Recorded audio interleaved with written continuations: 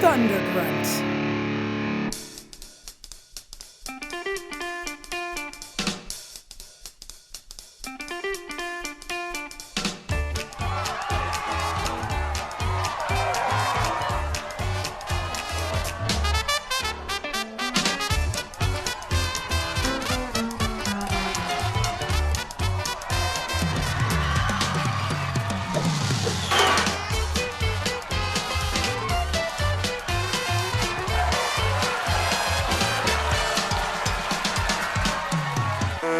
Well, hello, guys. Hello, Bob. Bob. Jamie. Jimmy. How are you? Great. Good. Everybody Yeah. good? Yeah. Because today we're going to talk about Toxic Nostalgia, the movie. Member Berries, the movie. I'm just quoting Twitter now. Oh, that's great. Yeah, I don't actually think that. We're going to talk about Ready Player One. Yeah. Ernest Cline's, well, not Ernest Cline's movie. Well, Steven book. Spielberg. Steven Spielberg. Steven Ernest Spielberg. Cline's book-to-movie adaptation of everything on Earth. It's a Of collaboration. everything on there. Yeah, exactly. It's a movie that I was actually, I don't really want to talk about, but you guys know that, and I'm happy to hear your take on Yes. it. Just because the internet angered me so much, guys. Okay.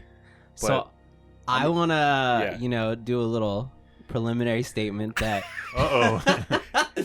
Okay. Butter us up. Well, Let us know okay. what's coming. So for one thing, I think we haven't done this Spielberg much. beat me up as a kid. Spielberg. Yeah. Oh, Jaws. No, one of my first movie memory, the first movie I saw in the movies was E.T.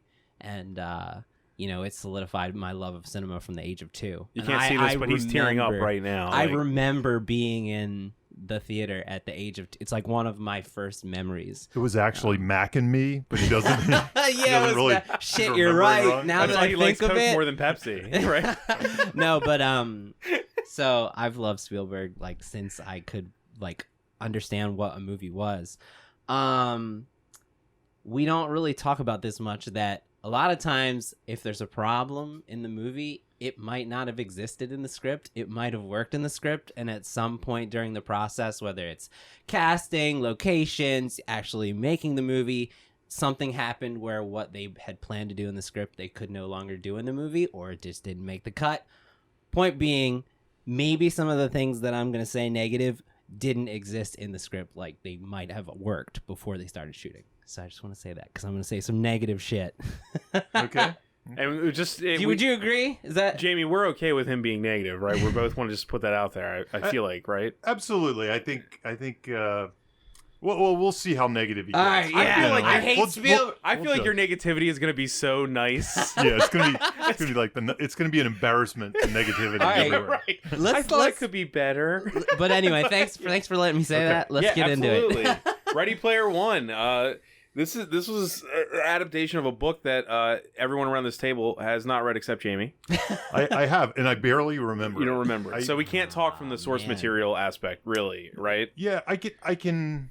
When we get to like talking about adaptation, which we will, I can mention a couple things that are different. Okay. But that's The about only thing that I can point to on the internet that's not us, Movie Bob on YouTube, he did a great Ready Player One fixes Ready Player One Okay, video where he. good. Oh, okay. It taught me a lot because I didn't know, but it talks about the problematic elements of the book that this actually fixed. Oh, okay. About how like the book treats women as goals and trophies, Right. And how this kind of fixed that. So go watch that right now. Yeah, go watch that Yeah. and then come back. Come back and right. listen. Yeah, Hit the pause button. right. So let's talk about the source material. Yeah, well, Ernest Cline or Ernie Cline, I think is what people Yeah, I call think him. he don't goes know by if Ernie he Cline, really goes by yeah. Ernie or... I'm pretty sure the trailer said Ernest. I think. I but know it his might have. name like on the book and stuff is Ernest, but everybody calls him Ernie Cline. I don't know if It's they're just his easier. friends. He doesn't want him to think about Ernest. So if I flip into Ernie, it's just what everybody I know talks about. He had a really interesting career. If you look at him coming up, he kind of is tied to the Ain't It Cool News world and stuff like that. Harvey Weinstein. Harvey Weinstein. Well, exactly. His first, I think, hit was this Buckaroo Banzai sequel that he wrote. Oh, Just kind of really? a fan script, and it kind of got popular. And then he became like a slam poet in Austin. And he so Fanboys was Did you read the oral history of Fanboys? I did. I did too. Yeah, that was really great. It was great. And it's kind of fascinating because he wrote that, and it's very nostalgia and filled with that sort of thing. But it also had here's the weird thing about that. I think it had Harvey Weinstein producing it. Yeah. Harry Knowles was the guy who basically broke that script by reviewing it on Ain't It Cool News, and that's kind of how it. Two guys that are now like erased from the face of the earth. And Kevin Spacey was the other producer. Right. Trigger Kevin Spacey wow. Productions. So, right. The trio. The three of them are gone now. So, wow. So there you go. And now T.J. Miller's in the. No, I don't know. If we won't put it through. You know what? I was actually on the cusp. Not about the script, but I was really happy that T.J. Miller's face wasn't in this movie. Yeah, I think that was a deliberate choice. It was interesting. I'm not sure how. Because I didn't want to support a movie with T.J. Miller in it, but Yeah. I'm going to see Deadpool 2. I mean, I know. Yeah. Come on, put Christopher Plummer in there. Yeah, would love it. It would be so good. I absolutely love it. That's our negative portion of the show. There you go. T.J. Miller hates. Fucking T.J. Miller. Fire that man. Free Silicon Valley.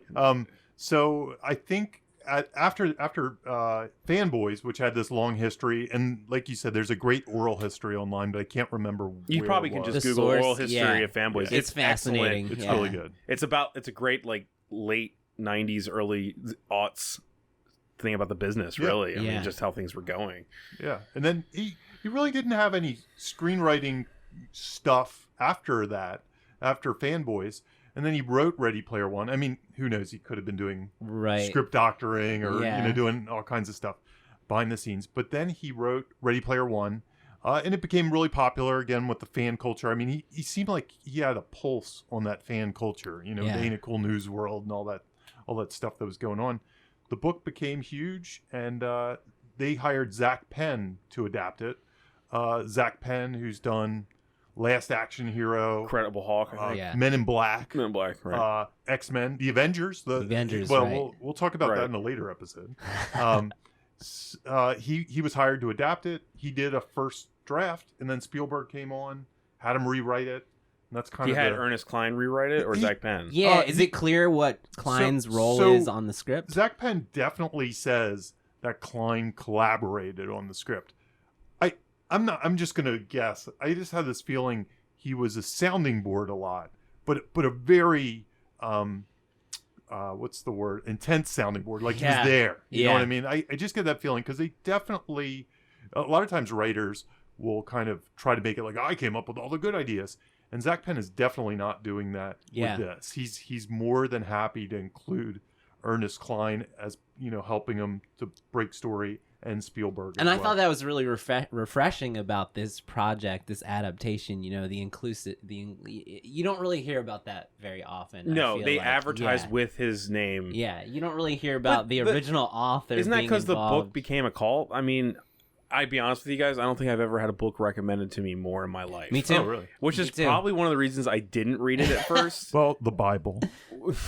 Good point. You're right. My parents kept recommending that to me all my childhood, and I just kept not reading it. I definitely had people. Harry Knowles recommended the Bible. The Bible. I'm pretty sure there's a movie called The Bible, so yeah. But I had people who I would meet for the first time, and we would find out we had shared mutual interests. And one of the first things they would ask me is, have you read Ready Player One? Like, no. It's almost that essential fanboy kind of. Yeah. Well, there's kind of the that dividing line, and I realize we're not talking about a script right now, but I feel like there's that dividing line of like Big Bang Theory geeks versus other geeks who don't embrace it as much. Yeah. And this movie definitely kind of feels like it saunters down that middle line of that. Like, everyone's ready to hate it or love it, and you can't... and from the book, I mean, I think what it adapted was it condensed time a lot, which we'll talk about. Yeah. What's the female character, Artemis? It gave her much more of a role. Okay. Like, She's not a trophy anymore. She's not a trophy anymore. She's almost a better character. Absolutely. I think she's the best a main character almost. Yeah, like you could probably just get rid of Parzival. She could be the main character. She could be the main character. She has a purpose. She has a backstory that really needs to be settled by the end. The only thing she doesn't have is I mean, I don't know if we're skipping ahead here, but like kind of. It's fine. The character motivation is weird because his motivation is like his Halliday's beloved in his life, and he wants to figure this out. Right. Whereas she's given this motivation of she wants to stop the tyrant. Right. Exactly. Yeah. So she has much bigger stakes. Right. The But she's not like resistance. that big of an 80s fan. Yeah. She like knows about it, but she's not like she's only into it because she has to be. Whereas he like actually loves it. Yeah. Yeah. You know what I mean? Like there's a Yeah. difference with those two characters. That's why I don't think she could. You'd have to change that about her to make her the main character. Main character. Right. Okay. Yeah. You're right. Yeah. You could almost see a version of this where he's the side character. Like there's Exactly. Yeah, exactly, because- some yeah. sneaky 80s mentor knowledge guy. And she Right. and she she's recruits him to help her finish the Fix the revolution. stuff. Right. Yeah, Right. yeah. Right. Because her goal is to stop Sorrento. You know, She and doesn't want- his goal is just to win. to win yeah, a game. Yeah. She wants vengeance for like her father and Yeah, everything yeah, too. yeah. Yeah, right. She's so a better. to me, she's like a way she's better way character. better. But that's not what happened. Yeah. And Do you think a lot of this too is just? I mean, between Parzival and Halliday, they both kind of just feel like surrogates for Cline. You know what I mean? They both just. It feels this movie felt like somebody just writing them their ultimate Themselves fantasy in- about into themselves. yeah. And they forgot to put a character in there because they're just talking from inward out. You know what I mean? that could very well be. And I think also, we could talk about this, but this might be jumping ahead a little bit. But I don't know they give enough time for us with the main character at all. No. He's like nothing. He's just the nothing. most vanilla nothing. A lot of people said he's the like Twilight was for girls. He's like he's like that for boys because he's just an empty shell. They give a couple moments, You know? right? So she says, Yeah. so I mean, it's his like through line is very simple. She says like, you don't live in the real world, you live in the oasis. And in the end, like he's like, you know, we spend time in the real world now. So it's like very simple, you know. That's his arc. Yeah, that's As it. he learns not to. I want to he learns now to live in delete the his real Facebook world. account every Yeah, month. exactly. Yeah. And that's the thing about him, and that's why I think he makes in some ways the weaker of the two characters. Yeah. Is his stakes. Let's say if he just gives up the quest. Let's say if he's like, this is too hard. Nothing really changes in his Yeah. life. He just stays who he is. Yeah. And he keeps playing the game. And his life is the same. And his life is, it's not like he's about Well, to die. his or caretakers something. did get exploded. Exploded. Yeah, we'll talk about that later too. Yeah, So, yeah. well, I think this is a good opportunity to talk about adaptation since we're Sure. both Yeah, both exactly. talking about the fact that given the source material, but they did enhance her character, but where do you draw the line and like make the decisions of what you can change and what you can't change, how faithful to the original material, you know? Because they totally could have just said, you know what, a lot of people like this book, but we could make a different main character, you know, like if we adapted it one way. So what do you think about that? I think the massive change wasn't a character change here, though. Okay. From what I understand, Jamie, you might remember, it's the actual like structure of the contest. Oh, really? Because the original Okay. contest, from what I understand, was just a race, right? And they added the 3 key thing and the 3 different like things you had to figure out in the for the movie. I don't think so. I don't Right? think so. Okay, that's not. Yeah, I was I think misled. they might Okay. have even added the race, the car race. I don't think the really? race was in the book. Yeah, the race wasn't I was in the gonna book. let you It's finish kind of the- before I like. Okay, see, I don't know. It's- I'm basing off other people telling you this. So my Fansplaining. memory Yeah. is it's the Fansplaining. opposite. It's actually the opposite. That, Okay. that first race wasn't even in the book. It was just kind of this random thing that he stumbled upon. But there was more in the book. Like he went to school inside the Oasis. Okay, so they had And that. and that was in the beginning. So you got to know the character, you got to know the world, you got to know how sad and dystopian the world was, and how sad his life was, and how he was a nobody, and one day he wanted to be somebody. Yeah. And it was more of that.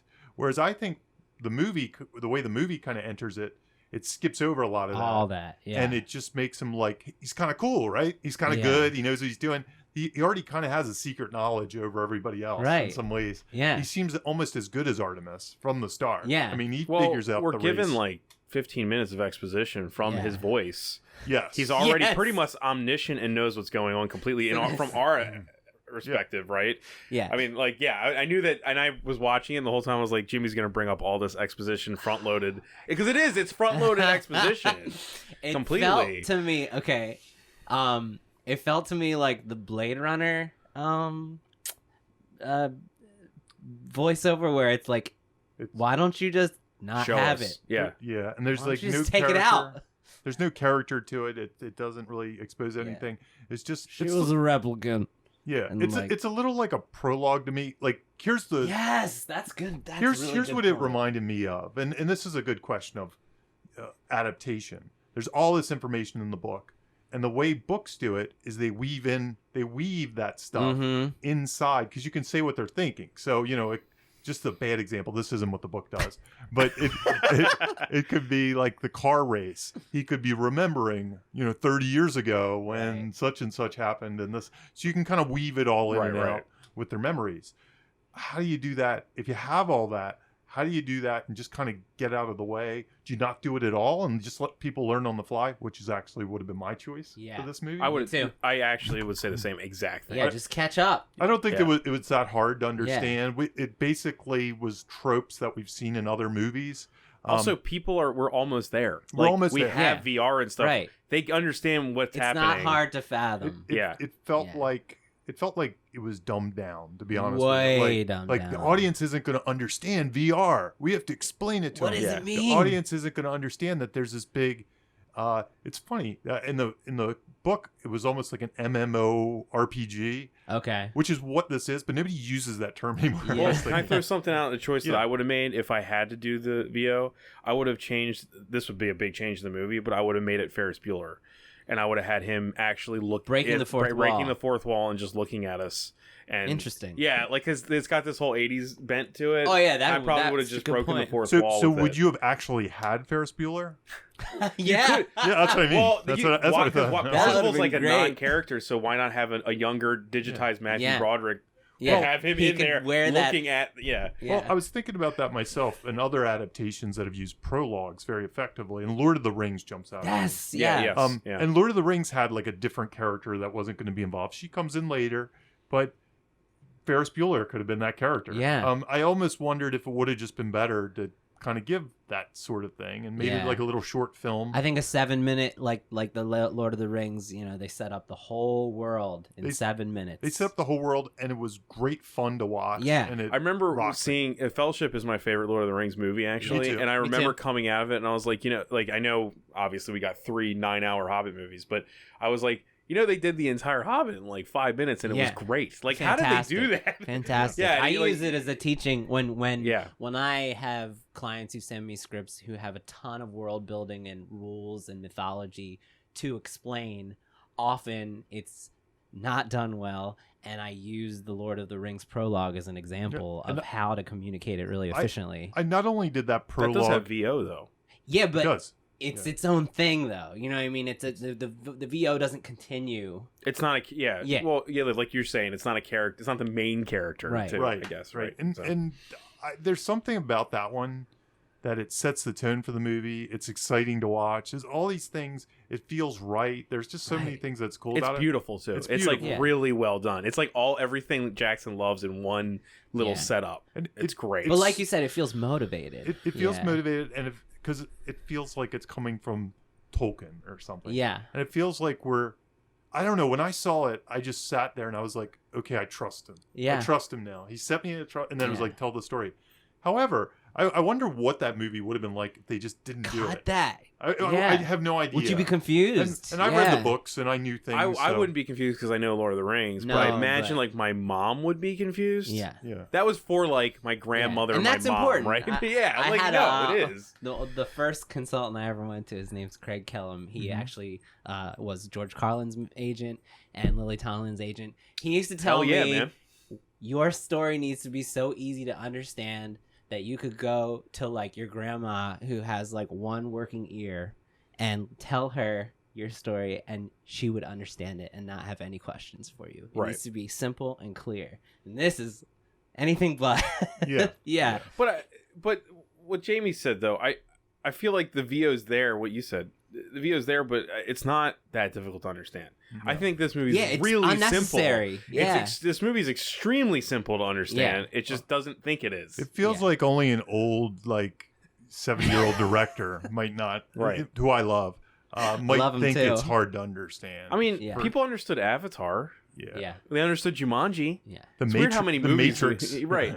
Right. I mean, like The Matrix makes total sense. They didn't need to give us a huge prologue. Now, what The Matrix does do is they give us a fish out of water hero to describe it. Where in this case, We don't have that. I think that would have helped. He's big already time. he's already completely ingratiated. He's already in it. Like, Yeah. imagine another version of the story where he's never joined in the Oasis. Like, Yeah. he's been the non-tech guy, or he couldn't afford He it. couldn't until afford now. it, and and now he has does. to learn on the fly. Oh, it's about the '80s, and it's this, and it's that. That movie has a vehicle for that. Yeah. To tell the exposition. So maybe that's part of why That's- they chose, because they're trying to get us in his head as fast as possible. Yeah. So that way we will start hoping and dreaming the way he hopes. He and does. dreams. Yeah. So yeah. maybe I'm explaining why. We meet him when he's already ultimate cool. Right. I mean, Yeah. you don't have a character throw out the DeLorean, you know what I mean? He's like, he's like looks cool as hell. He throws the DeLorean out. Oh, gets this in it, poor goes guy. on- He's got the best vehicle Yeah. ever. Right, yeah. I don't like. It's hard to feel sorry for him in real life when he's Yeah. when his In the- in-game life is so cool. Yeah, and his in-game life, he basically does better than everybody, even Artemis. In the He's first good. task, he's Yeah. really good. He's Yeah. really fucking He's good. really good. Yeah. Yeah.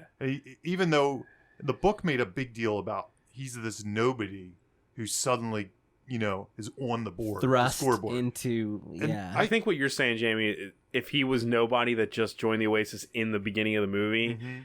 that would have been way more you're right. It would have been way more Yeah. interesting because It's a different movie, we're kind of obviously. meeting him as a hero already. Right. yeah. He's Yeah. like just there. Like it's right before he becomes Parzival. Yeah. You know? Exactly. It's like 2 days before Yeah. he becomes Parzival. Or, to keep rewriting this movie, if Artemis was a person who didn't care about it, and then her father died or something. Right. So she was like, now I care. Now I'm going to go get revenge. She but the only could've way I can do learned it is through this. Or, That could have been the way to, you could have followed her character as she learns and as Parzival teaches her. Yeah. Yeah. I mean, exactly. but I understand that's not the story they're Yeah. telling, so. Exactly. No, Well, I know. What do you think?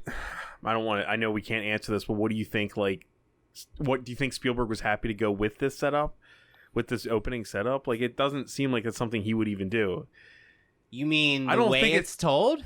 I don't think the way it's told is traditional of Spielberg in the beginning. At Yeah, least the first agreed. act is not a traditional I agree. Spielberg No, first act. You know what's also I agree. interesting? Yeah. Even after the prologue, there's lots of There's- other it just keeps exposition. coming. I wrote this down.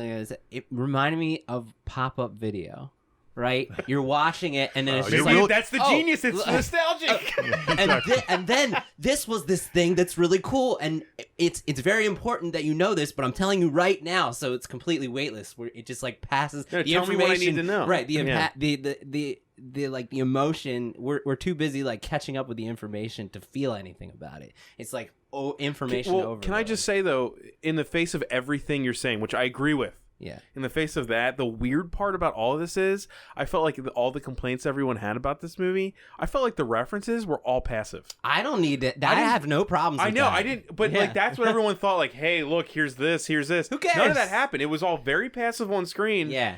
Like, No. it's weird that they chose to For me, the point world, out all the details we did need to know, and then the one thing everyone thought was going to be the problem was so passive. It was just like they didn't point things out; it just happened. like some things I wanted to ask you guys, based on the movie that I'm still confused about, because like we didn't get it's like we got crazy amounts of exposition about some things, and then things like you said they completely skipped over the dystopian Okay. setting, right? Yeah. Like there's no exposition about the world. Some of that which was key to make that character an underdog. right? It honestly there's nothing wasn't- that you're shown nothing. Here's Yeah. the thing: is I don't really think it was a dystopia. I think it was basically just the slums are now just big stacks, and there's a city. The city looked generally normal.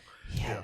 Like when the cops showed up and stuff. It Yeah, just I was looked like, nowadays. so it's just a normal city, and now people live in trailer parks that are stacked. Yeah, and they have cool computers, so life's not Yeah, that I was bad. like, you know? I was like, if I, you know what, I could honestly live in that, and I'd be fine. I don't need Yeah, much and more. that's a problem though. Yeah, That's a yeah, problem No, that real you world feel wasn't that way. different. Yeah. So, So some of the questions I have is, why does the IOI have a militia? Why are they allowed to like storm in and like basically imprison people? Like that shit needed explanation. you Like, mean you mean the whole boxes, the people in the boxes that were like they owed Yeah. hours. They were in debt. they were in debt, but why were they allowed to just come and put people in handcuffs? the movie does and- not explain who they were in debt to. That's where I got Yeah, confused. I'm so Yes. confused about their place in the world beyond they're just a company. Like they were in debt to the Oasis the company that owned the Oasis. I forget the name, but they were in debt to that company, and then IOI bought their debt and then said, they're you like- have to live in a box and do our bidding in the Oasis. So they're kind of like a credit collector, Kind of. like a digital credit I collector. think, honestly, that it should have just been left out. Yes. I think that whole thing is Yeah. so hard to describe, it should have been left out. And then some But- other questions, yeah. exposition-wise, because, like, this is where I felt like the movie didn't do a good job of world-building. For all its efforts to give us information about the world, there were things that were so important to me, personally, that were completely ignored. Like, okay, like, so when they kidnap Parzival and he wakes up, she says, "Welcome to the Resistance," right? What is the Resistance? All we see is a guy with a shaved head and a tattoo. And there's nobody there. It's like an empty warehouse. And then the next scene, they're on a roof, and he's like, "It's so different here. All the people." And he's like, the Blah, stacks blah. are right Like, over there. yeah, and I was like, "Wha-" but there's no we haven't seen any resistance. We haven't seen any group. And then the movie never addresses what this You know what resistance the is. shame of that was I really like that scene on the roof. It's so good. That scene on the roof's really no, good, and but- and like the whole, I was wondering, but wait a minute, why are they're just all in the same city now? I was like, Yeah. what's That I Yeah, didn't have right. a problem with that. My problem is, like, what the fuck is the resistance? Interestingly enough, and I can't say this for sure, but I don't think a lot of that stuff is even in the book. I think That's so even weirder. I don't think he meets her until the very end of the No, book. he doesn't. Yeah. And additionally, I'm not even sure that resistance stuff was in there or not. Maybe it is. I can't remember. It's been a long time since I read it. But, like, don't you think that stuff's important? No, speaking Like- to the adaptation part of this, Yeah. I actually think that I don't think the dystopian angle or bent of this whole story was even necessary. Gotcha. Like, this could have just been like 5 years from now in the Yeah. in the world we live now, and he's just a suburban kid with a shitty family. Yeah. And he's in his basement doing this. Yeah, I was like, it doesn't really add It's anything. really relatable already. It's really tangible. Right. Yeah. Like, you don't a need it to be like a corporation taking over the world world is about to end. Well, a corporation taking over the world in our normal life right now is scary. Yeah. So the fact that it's like a kind of a crappy reality for him doesn't seem to matter that much, because it Yeah. would be scary now. Yeah, no, and that I have comments on that too. Okay. But let me ask you a question though. Faced with all this exposition, what do you think? What are some good techniques to adapt this kind of exposition, or what are ways, like we talked about the Lord of the Rings, it worked? What are some good exposition pieces that you can think of, or techniques? I mean, I think there. So, you know, I didn't bring it with me, Show but I don't have tell, I have the exposition Dirty Dozen, and the main one, the one that is like, it's out of nowhere, don't care. Mhm. And that's like the rule I call it. If it just comes out of nowhere and it's like thrown at you, like we're not looking for answers. Right, It's, it's just just- answers are just it's- thrown. This movie is one answer after another that we didn't have a question to. you mean when they're verbally thrown yes, at you? Okay. but it's all verbal. But Right. I think does that rule, that doesn't apply when it comes to visuals.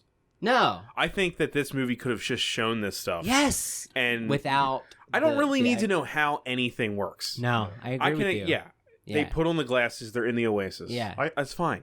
Yeah, I mean, in this movie, I'd honestly, and I'm sure they did. I'm sure they tested it without the Yeah. thing in the beginning. The thing in the beginning feels like a late thing. Like they Yeah, added it like they after they added did a it. test. I Yeah. hate the title card. And I hate. It feels like they edited in the title card in a weird place. Yeah, if, agree. if I had Yeah. to bet, I bet that whole beginning, that prologue came late in the game. How about that? An early cut. I just had that feeling. Though, I guess they have a lot of material that they probably had to shoot for it. Are you saying you think test audiences ruined this movie a I think little they bit? showed it to China, and China said, "We don't understand. Confused. This is no." Yeah, I I'm didn't not picking on understand why China. the Asian characters had to have Asian accents. That didn't make sense to me either. You know, but there's stuff that I thought they actively did that was a right choice for adapting this book and this premise and not doing that. Like the fact that they made Parzival and her look so weird in game, Yeah. I was like, that's enough that I don't need to. Like, I think some people were confused what was reality and wasn't, but Gotcha. they look so cartoonish.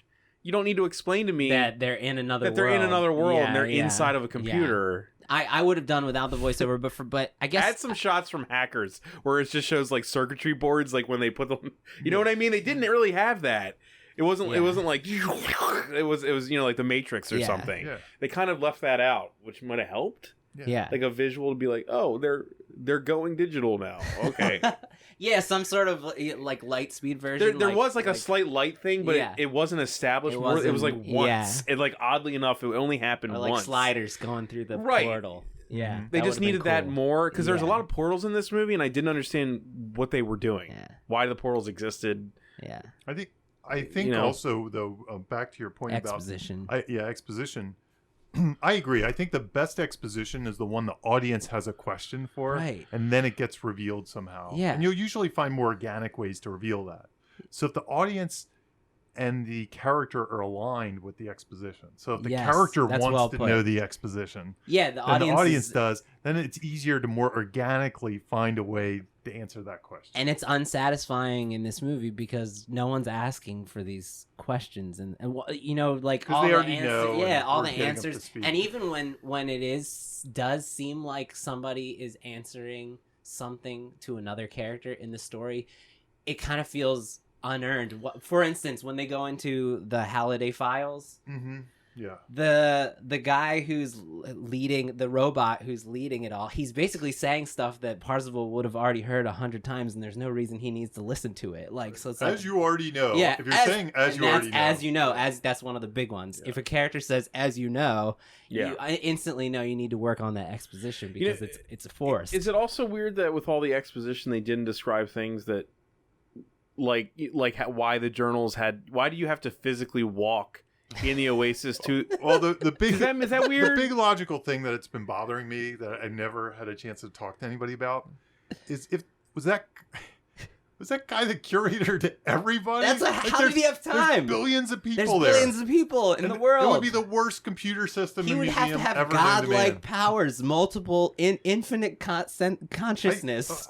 My thought is that basically when Parzival walked in, then it activated. He would come in, Yeah. and the rest of the time it was the Oasis. It was the Oasis. Yeah. It was a NPC. I like it. It works. That'll work for me. Why But they did don't he explain it. Why did he identify Parzival from the beginning before he? It I don't doesn't know. make sense, Also, Jamie. You're also right. let's I'm point with- out too that the Oasis is a physical place in non-reality where you can see others, and that place was empty like a library. Oh, That's my the other gosh, thing. yeah. No one really wanted to go to the library. They don't care about James That's Halliday. true. They That's true. see. We're dealing. I think one thing a lot of people don't understand with the criticism of this movie is that Parzival is obsessed, whereas Yeah. most people don't care. Yeah. The whole '80s thing is really just because of him. It's not every character. Do you think You though the know? movie earned his obsession, or are you No. bringing that? No. to I don't it? think Yeah. it. I don't think it did, but I think my knowledge of the book Right. and everything helps me. I already was sold You get walking that. in. Yeah. But the movie doesn't earn it. And not to bring this it seems like we keep hitting the same point with one of our big problems, but when you have those long prologues and all that stuff, it comes at a cost. Absolutely. So if you decide to have a 15-minute action scene at the beginning of the movie, there's usually a price to be paid. You usually have to set up things like he's obsessed with that's the type of thing you can't do, because now you got to get to your story because people Right. are getting bored. yeah. So What's this about? exactly. So that his psychology, his needs, all that stuff is sacrificed at the altar of the 15-minute prologue. Of exposition. Yeah. Yeah. So- Agreed. World building. I honestly think, and there you could then take the time to do that afterwards, like take the next 15 Right. or 20 minutes, but then people might get bored. They might be, I watched Plus, the prologue. it was I'm watching already this a other thing. 2.5 hour movie to begin with. Exactly. So it would have been a 3 hour movie. Right. But yeah. And talking about exposition, like some of the Spielberg actually usually seems to always want to do exposition really clever, and the one that always jumps to my mind with exposition is the Jurassic Park movie that they watch. Yes. The little Disney movie. Yeah. Dino DNA. Which is like legendary now. Yeah. It's legendary. It's totally functional. It's a functional yeah. scene. And, Yes. and we all Yeah. get it. It's tied into the theme park nature. We've all been to Disney World and seen those Yep. cheesy things before you get in the ride. It's great.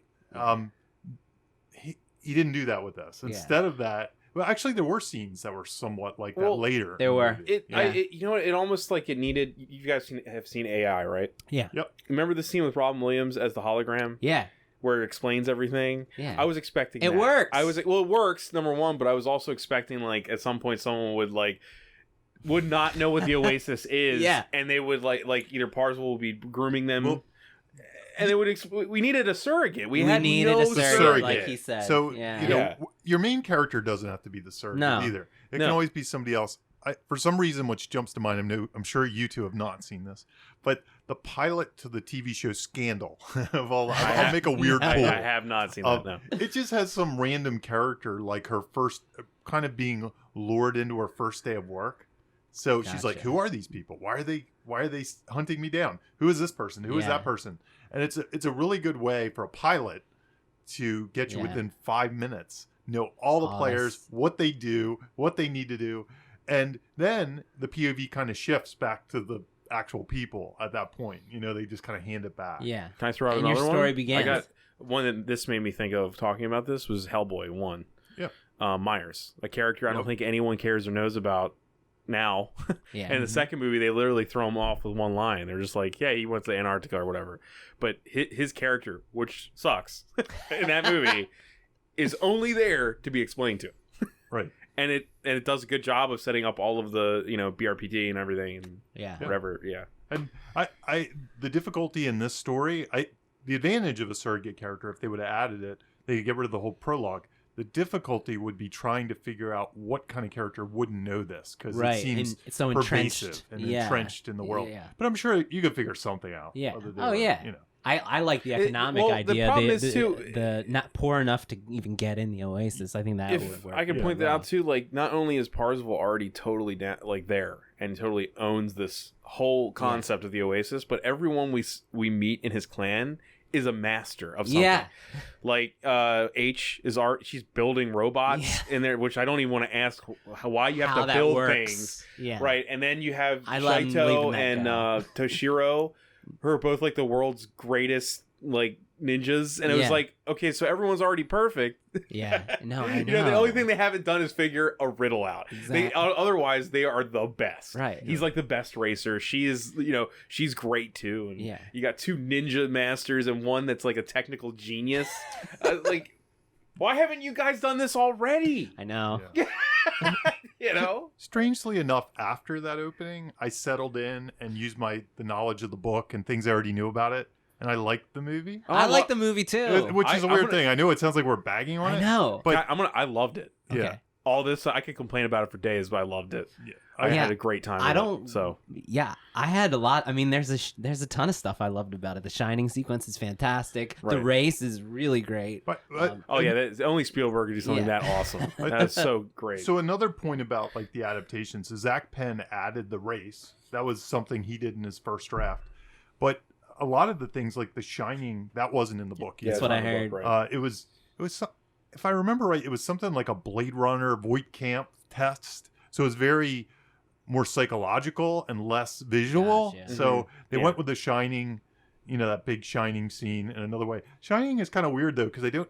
Even though 80s. It doesn't feel 80. It was 1980, I think. Okay, so but it doesn't feel like an 80s thing. No, like somebody who was into. Also, 80s. with the one part of the Shining thing I would critique was that I don't think they didn't want to show Jack Nicholson's face. Yeah, they avoided that. And they leaned on that bathroom lady. Yeah. Which was odd. I was like, okay, now she's in the maze. All right, it doesn't matter. But I was like, no, but I don't know about his face. I don't know about the. I don't know about the crowds you guys were with, but the crowd I was with really reacted audibly to that sequence. Like I haven't heard in forever. It was like, when she got into the room and then the blood flood. Everything was cool. Oh no, the crowd I saw it with was really reactive for everything. I mean, and that actually distracted me a lot because it was annoying me. Because I was just like, okay, we're going to see a lot of references. I'm just going to take them in stride. So when I saw it a second time in mostly an empty theater, I enjoyed the movie that much more. Me too. Because I was like, as all these problems exist, I was like, I actually think it kind of works in the end. Yeah. Like, as a movie, it still kind of works. My complaints are all screenwriting based. Right. They're not. I enjoyed the movie a lot. Yeah. I like the schmaltz at the end. I like the Spielberg schmaltz. I don't mind the schmaltz. I'll give one other screenwriting criticism as time. I really don't have much more. Most of mine centered around the exposition and the opening. I got more. Okay, well, good. This is really my last one that I can think of. Was that the puzzles and the ongoing part didn't matter to me. Like, you know what I mean? And I think it was the type of movie that, and maybe the book does this better. And again, I can't remember. Where it feels like we should have been learning the lesson Halliday was learning to solve, but instead it never really felt. It felt really quick to me.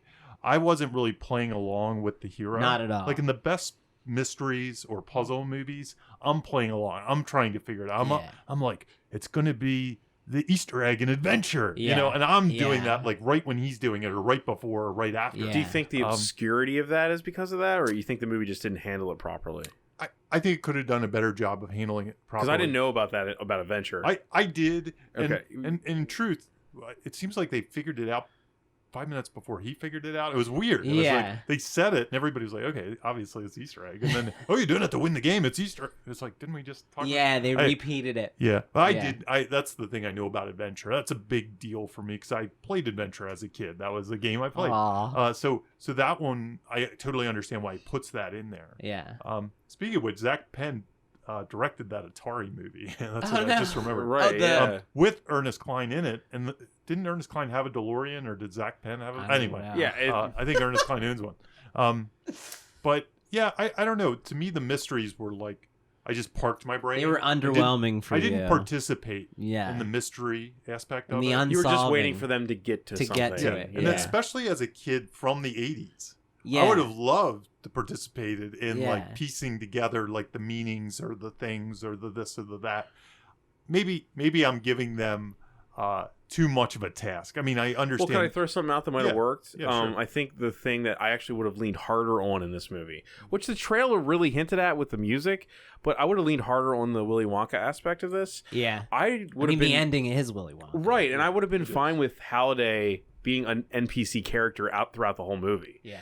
Like, he's like, once you get the first key, like, Halliday is just like your companion, and he'll like take you through this maze of weirdness that he created. Cool. Instead of you trying to accomplish tasks, like maybe the first task is the doorway to get into the chocolate factory. Yeah. And then you have to survive the chocolate factory to get to the end and then make your proper decision. You know what I mean? Yeah. Whereas that would he be active and you can make Halliday as weird as he's a great weird character. He is a great weird character. He was almost like Wayne's World or something. I don't know what was going on there. Really I loved him. But if you did that too, instead of the museum, he could just have powers to show you things like in the spot. Like you could have been like, well, I remember the day. I'll answer any questions you have. Exactly. And, that might have fixed it, I guess. If I don't know. Yeah. It would make you feel active and participatory. More participatory, yeah. Because you've got a guide now. Yeah.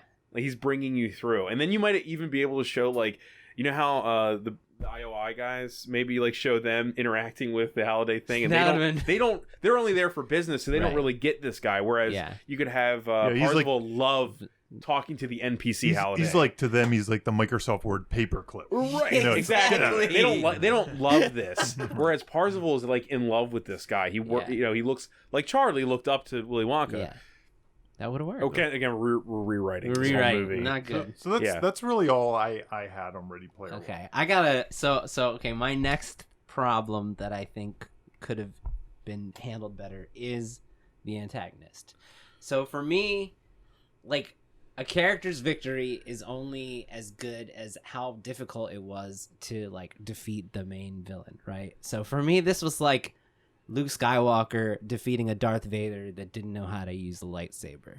Like, he doesn't know how to play the fucking game. Like, how is that your main antagonist, you know? Well, he, to me, felt like this was not to go back to Ferris Bueller, but he felt like an Edward Rooney type character. He was lame.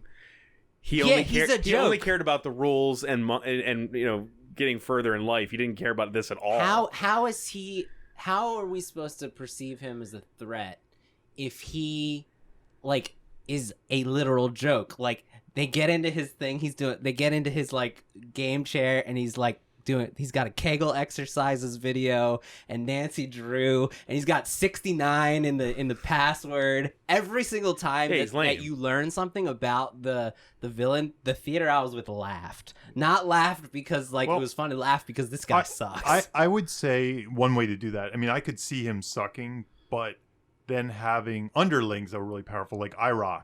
Yeah. IROC was kind of a joke too. Yeah, that's true. At the end of the day, like I probably would have made IROC scarier or more powerful. Yeah. Instead of kind of the Boba Fett version that he was like a D&D character. That was that whole joke that I think we've seen too much lately. Yeah. You know, like he's like a basement dwelling weirdo. He felt like he was in a commercial selling an app. Right. Yeah. Something like that. But yeah. So it's not only Sorrento's character that bothered me. So essentially, like, I like Sorrento's character, so I can't okay, agree. good. I don't agree I mean, with he's you. like a good. He feels I like kind of liked him too, but I really like that actor. I think that yeah, actor's the actor. really. I think the actor sells any So- shortcoming. Really, No, Ben but- Mendelsohn's really good. He's their really goal, good. right? So the goal is they show us too on the screen, right? To me, if the villains win, not much changes. If the world is already like the Oasis is already monetized, people are already losing their entire earnings to the Oasis as is, and all that they're gonna do is just charge people more. You know what? Well, not necessarily true. They become the CEOs and they change how everything is. I would assume that debt and everything would be like erased. They wanted They said they closed it down on Tuesdays and Thursdays or Wednesdays No, and Thursdays. I'm saying because they care about the consumer, so they wouldn't let that happen anymore. What are you saying? If the bad guys I'm saying win? if the bad guys win, all they're gonna do is charge the Oasis players more. No, he says in that one meeting that he's going to take up 80% of everyone's visual field with ads. Okay, He's well, going to completely ruin the that's Oasis. like the world we live in today. Well, yeah, like- but they make it pretty clear that IOI is going to ruin the Oasis. okay. He said he's going They're gonna to make secretly sell our they're information gonna to the make Facebook Russians. 2018 out of Facebook. Jamie's Russian. Right. Well, I was going to make that same thing. I was going to say, pretend the Oasis is Facebook 2010. They're going to turn it into Facebook 2018. No, I mean it sucks, but big deal. Is Yeah. my problem is The whole world economy is like the biggest you know what I economic think though that's resource. an error of. I think that's an error of not setting the world that's to my the yeah, dystopian you don't, thing that we need to fix. There's no evidence that anything would 'Cause change given Right. what they show us. really, it's and that's a problem for me. really it's Darth Vader's empire, right? but we don't never feel it's because like we've been saying, it doesn't feel much different than today. right. But I think if they elevated it to Darth Vader's empire and just changing things in general is what needed to happen for us Yeah. to survive. They in that also way. needed We- to sell we the needed to point that if you die in the Oasis, it does ruin your life. Yeah. Because the oddness, we did. I mean, let's talk about stakes. They showed the guy. They showed the guy jumping out, trying to jump out the window, and that was a good example. That it was visual. Like I Yeah. got that. Yeah, maybe Right, because it I happened guess so in the fast, it opening was a thing. joke or something. You know, it's like, It just seemed to me like it. What I didn't answer for me was okay. You're back at zero again, but you can still just go Yeah. in the Oasis and play, right? Like Yeah. I don't have any points anymore, but I can just restart, It right? seems like big deal. You zero out, you go back in. Right. It just You didn't. know. It didn't. you're like, what did Why zeroing did- out mean? Remember in when he reality? sets the bomb off at the end? I was like, can all those people just jump right back in? That's exactly. I didn't understand what was happening Yeah. there. I was like, Yeah. why can't Why they can't just they jump go back in? And Yeah, have less, and they don't have any items, but they can still be there. Yeah. With they all still have their avatars and stuff, right? Yeah, Does that mean- I did not totally understand. The way I rationalized it in my head was that was like a desperate ploy, blows all them up, and he'll get to it faster than they will. But that was as good as I could come up with. Yeah, I like he'll get back to that. Well, he random has spot. IOIs like IOI itself will supply him with all the All stuff the in the money. Oasis. Right. That's why he had But Mecha it's not Godzilla and skill. stuff. He didn't earn Mecha Godzilla. Yeah, no. Yeah, it's just they like bought he's it. got for a him. bunch of money. So stakes. Yeah. So, yeah, lots of stakes problems for me. Same with and they kind of go hand in hand. The villain, right? I thought they did some stuff right with the real world. They had them being hunted. Mhm. Yeah, that was good. Yeah, yeah. No, that was good. I Yeah. liked that. If you took that out, I'd be like, nothing matters. I liked Yeah. that. Yeah. I don't think that happened to the midpoint, if I'm mistaken. It was Mm. the dance sequence. I'm Yeah. not sure exactly where that was. But The- Mid. When he uses the Zemeckis cube. right. Yeah. I love the Zemeckis cube. Which is not from the I love book. that. That's I right from the- love that. Yeah. No, so so I wrote down a couple lines just because I wanted to remember and talk about it. So he says, so they try really hard to tell us what's at stake, right? But like you said, they never show anything to support this. It's just like hearsay from a rich asshole. He says, there's nothing less at stake than the war for the control of the world. He literally says that. And then he's in the middle of the game, he says, oh, Holiday, this is how you plan to resolve the world's most important economic resource. That's literally all we're given about what's I mean, at that is stake. something, though, dude. It's I mean, something, but it's like, okay. And then I felt like the stakes were raised. Okay. Go Jimmy. ahead. Yeah. for the day before Trump was elected to the day after, you don't notice much shit. That's But 4 true. years later, you're going to notice some shit. That's true. You know what I mean? Good call. This isn't like the clock ticks over, IOI wins the Oasis, and then it instantly everything blows up. It's like the world's going to get progressively worse for the next like 30 years. Yeah, I guess it just It's a for me it's a slow deterioration. To me, it was like Google's gonna own the internet, and like they already do. And so it felt the whole thing felt very weightless because of that for my experience. They would both times seeing it. Also, I would assume that an IOI controlled Oasis would entice the human race to get way more involved in the Oasis too. You know what I mean? Like That's good. the two things we saw the version where they actually say no, you should log out, and we're gonna force you to. Whereas the other one would be like, you should be here 24/7. They'd start building them like chairs where it just like intravenously feeds you and you shit yourself, like in Surrogates, like Up. Or I was gonna say Surrogates with Bruce Willis again, but we've talked about before. Surrogates, the classic, right? The Bruce Willis classic, right? No, so just one more thing about stakes. So I think the movie reached its emotional peak like midway through, and that's when they blew up the stacks. They raised the stakes because they're willing to kill to win. They were willing to kill Wade. They thought they were killing Wade, but they didn't. Right. But after that, they're never willing to kill anybody else. Like, they kidnap Samantha. They don't kill her. They don't come in there and kill everybody in the Resistance. They just kidnap her and put her in a box. But it just didn't feel like... It did feel like they were threatened, but I wasn't scared for them. Well, in either world, I wasn't scared of the threats. I'll be the agent of reason, I guess, here.